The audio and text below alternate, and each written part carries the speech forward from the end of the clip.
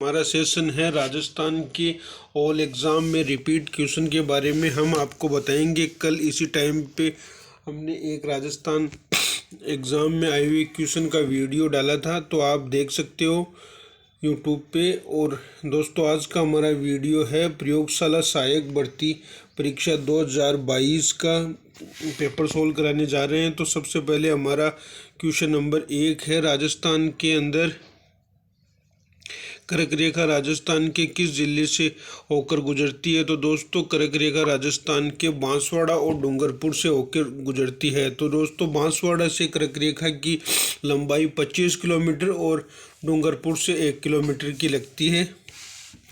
अब हम बात करते हैं दोस्तों, राजस्थान में संयुक्त वन प्रबंध प्रारंभ हुआ। तो दोस्तों, संयुक्त वन प्रबंध प्रारंभ हुआ 1991 के अंदर।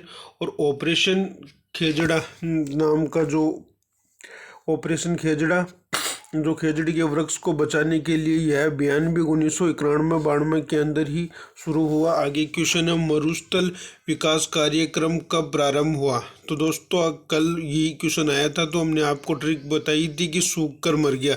तो सूखा संभावित क्षेत्र पहले आएगा 1974-75, और मरु विकास कार्यक्रम दोस्तों 1977-78 के अंदर आएगा।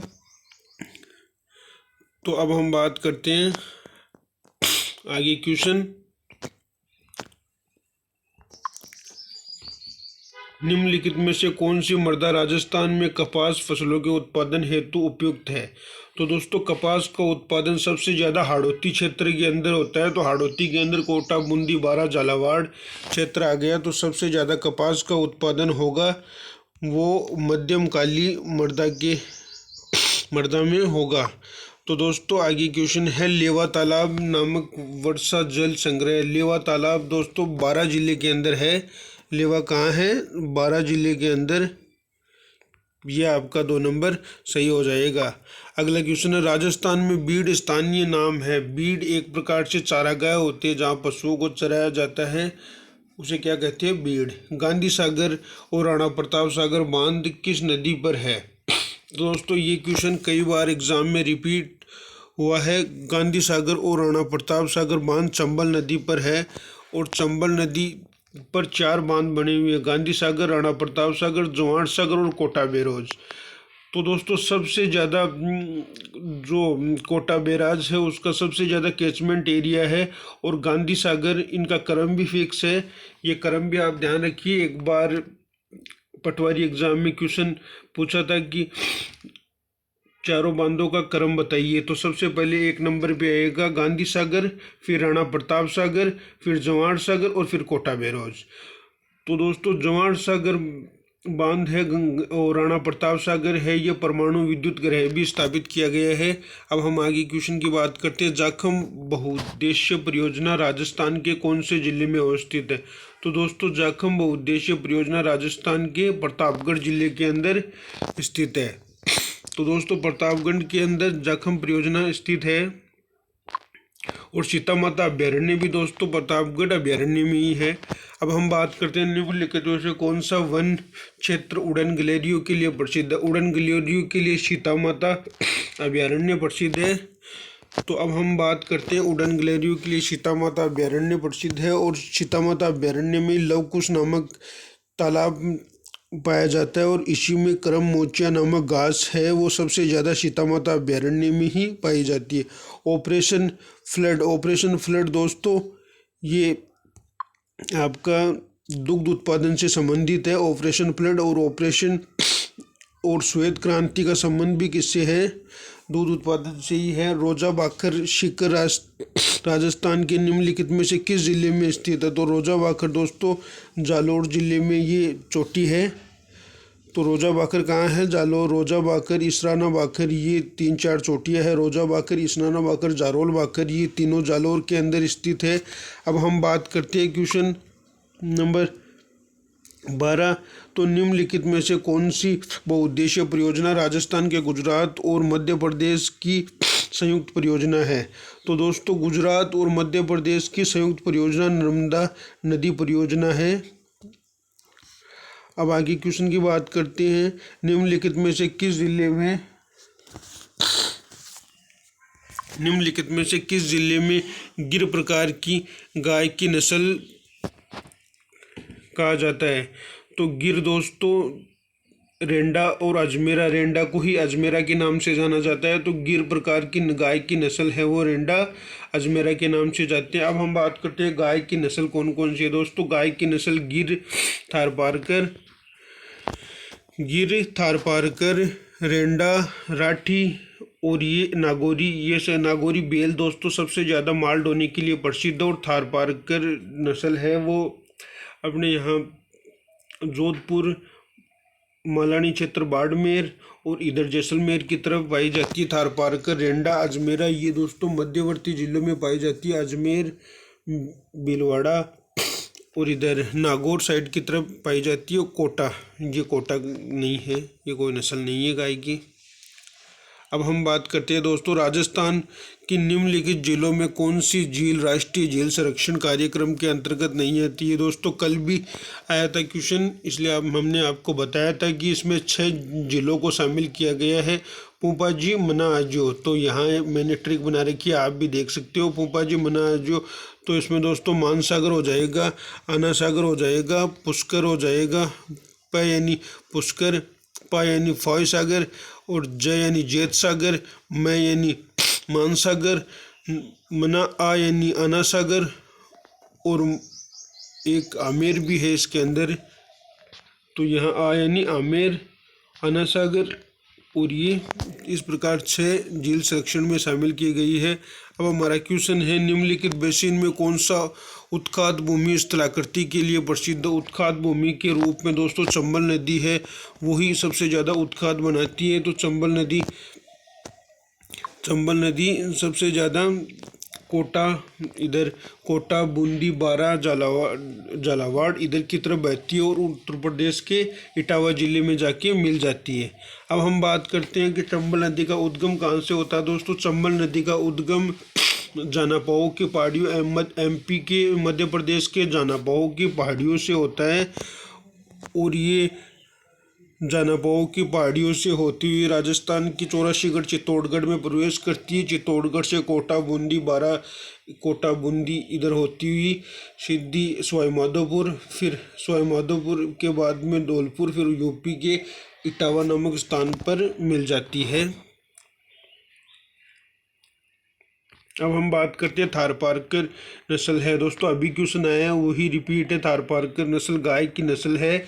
अब हम बात करते हैं नक्की झील अवस्थित है। नक्की झील दोस्तों माउंट आबू में स्थित है। दोस्तों नक्की झील के अंदर 2 प्रकार के तालाब पाए जाते हैं, इसमें नन रोक और टोड रोक नाम से 2 उपमाएं दी गई है। अब हम बात करते हैं क्वेश्चन नंबर 20, निम्नलिखित में से कौन सा एक सुमेलित नहीं है। जोई बांध पाली के अंदर है, सिंधमुख नहर परियोजना चूरू के अंदर है, बिलास परियोजना, सिंधमुख नहर परियोजना दोस्तों चूरू नहीं, हनुमानगढ़, चूरू और ये 3 जिलों के अंदर सिंचाई परियोजना उपलब्ध कराती है। ये राजीव गांधी के नाम से रखा गया है इसका नाम।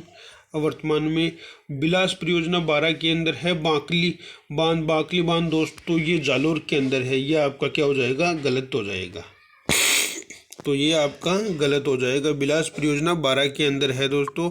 अब हम आगे बात करते हैं राजस्थान वानिकी व जैव विविधता परियोजना किसके द्वारा प्रायोजित है। वानिकी व जैव विविधता परियोजना दोस्तों जापानीज इंटरनेशनल कोऑपरेशन एजेंसी के द्वारा ये चालू की गई है। अब हम बात करते हैं ये कब स्टार्ट हुई। ये दोस्तों 2010 के अंदर हुई। 2010 से 2018 तक इसका लक्ष्य रखा गया। अब हम बात करते हैं राजस्थान में वन प्रशासनिक प्रतिवेदन 2021 के अनुसार वह जिला जहां प्रतिशत वन क्षेत्र सर्वाधिक है।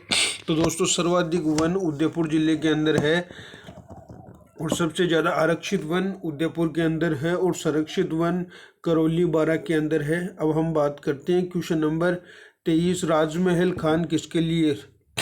तांबड़ा के लिए दोस्तों 2 प्रकार की खान प्रसिद्ध है, राजमहल टोंक और सरवाड़ा अजमेर। ये आप याद रखिए, दोनों मोस्ट है।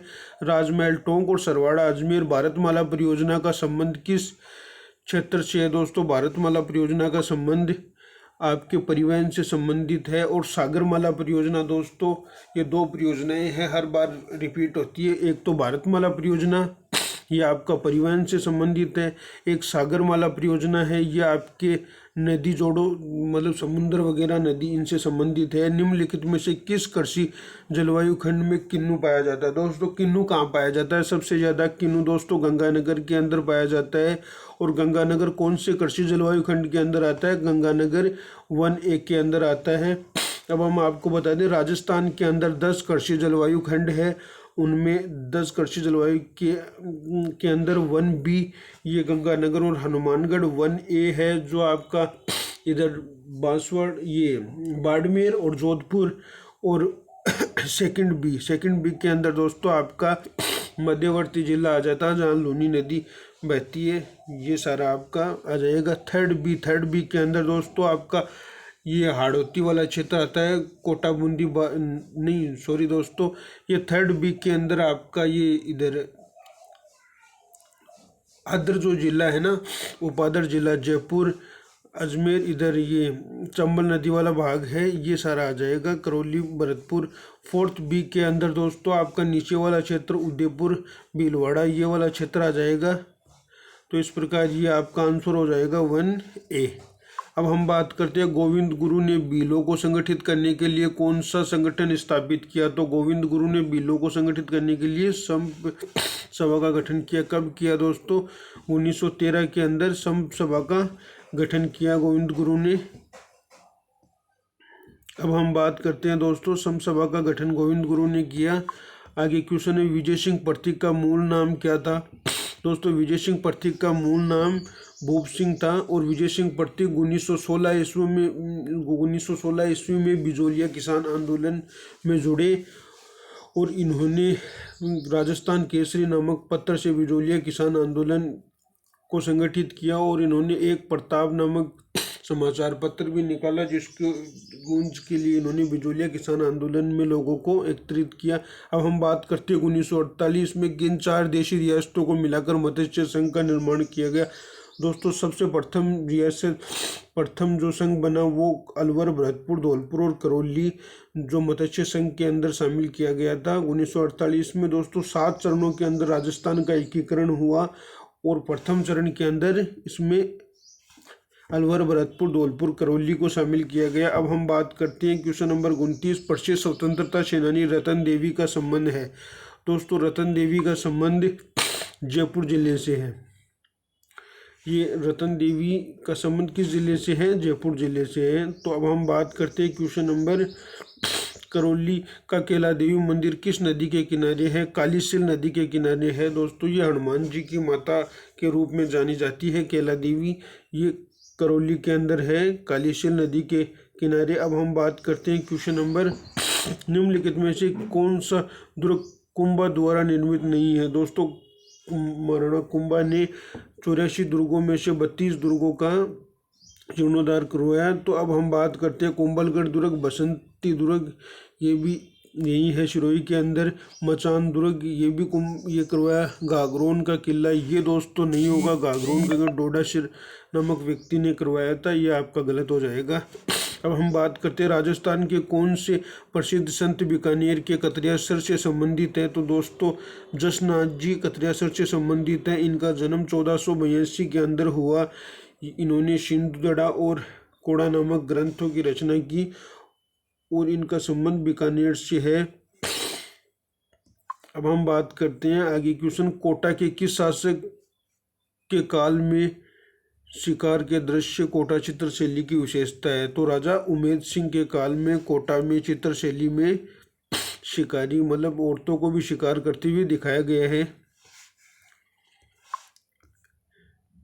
तो दोस्तों क्वेश्चन नंबर 34 है, परबतसर का मेला किस लोक देवता की स्मृति में मनाया जाता है? तो दोस्तों ये तेजाजी की स्मृति में मनाया जाता है परबतसर का मेला। अब हम बात करते हैं निम्नलिखित में से कौन सा राजप्रासाद चित्र पैलेस के नाम से जाना जाता है? तो चित्र पैलेस के नाम से दोस्तों उमेद भवन को जाना जाता है। अब हम बात करें चांद बावड़ी कहाँ स्थित है? चांद बावड़ी आबानेरी दौसा के अंदर है। ये प्राचीन संस्कृति की धरोहर है। स्वतंत्रता सेनानी सागरमल गोपा का संबंध किस कहाँ के निवासी है? तो दोस्तों ये जैसलमेर के निवासी हैं। इन्होंने जैसलमेर का गुंडा राज नामक कविताएं लिखी। जेल के अंदर ही इन्होंने 6 वर्ष का कारावास की सज़ा दी गई थी और इनका जेल में ही निधन हो गया था। अब हम बात करते हैं राजस्थान में 1857 के विद्रोह का प्रथम संघर्ष कहाँ से हुआ? दोस्तों सबसे पहले 1857 की क्रांति का राजस्थान में नशीराबाद के अंदर हुआ। नशीराबाद के अंदर सबसे पहले 28 मई 1857 के अंदर 28 मई 1857 के अंदर सबसे पहले राजस्थान के अंदर विद्रोह हुआ। या आप डेट भी याद रखिए 28 मई, कई बार क्वेश्चन रिपीट होता है। पृथ्वीराज चौहान तृतीय का समकालीन चंदेल शासक कौन था? प्रमोददेव चंदेल। यह पृथ्वीराज चौहान की समकालीन चंदेल शासक था।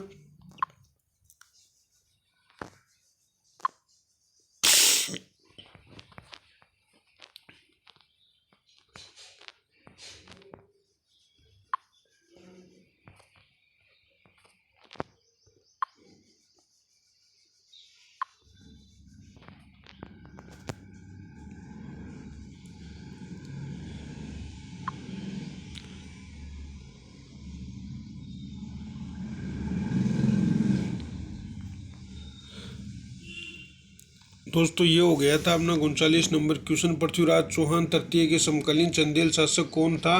प्रमोददेव चंदेल। अजमेर नगर की स्थापना के पहले अजमेर के चौहानों की राजधानी कौन सी थी? तो दोस्तों अजमेर के चौहानों की राजधानी सांभर थी। तो ये आपका हो जाएगा। अब हम बात करते हैं 41वें क्वेश्चन की। 11 जून 1681 में औरंगजेब के बागी पुत्र अकबर को दुर्गादास किस मराठा सरदार के दरबार में कोकण के साथ ले गया? संभाजी हो जाएगा इसका आंसर।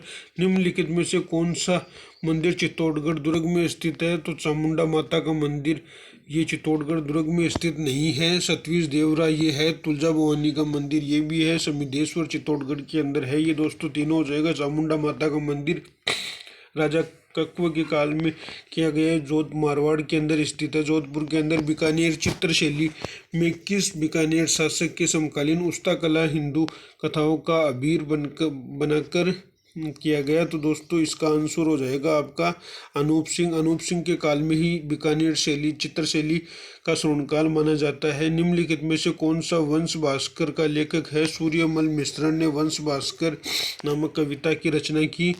आगे क्वेश्चन है दोस्तों मारवाड़ शैली साहित्य के रूप को कहा जाता है? तो दोस्तों मारवाड़ शैली साहित्य रूप को डिंगल कहा जाता है। यह आपका डिंगल हो जाएगा। अब हम बात करते हैं किस हिंदू माह में गणगौर त्यौहार मनाया जाता है? तो दोस्तों गणगौर का त्यौहार चैत माह में मनाया जाता है। तो दोस्तों आज का हमारा करंट अफेयर का लेसन ख़त्म हुआ। कल हम आपके सामने नया राजस्थान जीके का ऑल एग्ज़ाम क्वेश्चन सीरीज़ के नाम से आएगा। थैंक यू दोस्तों।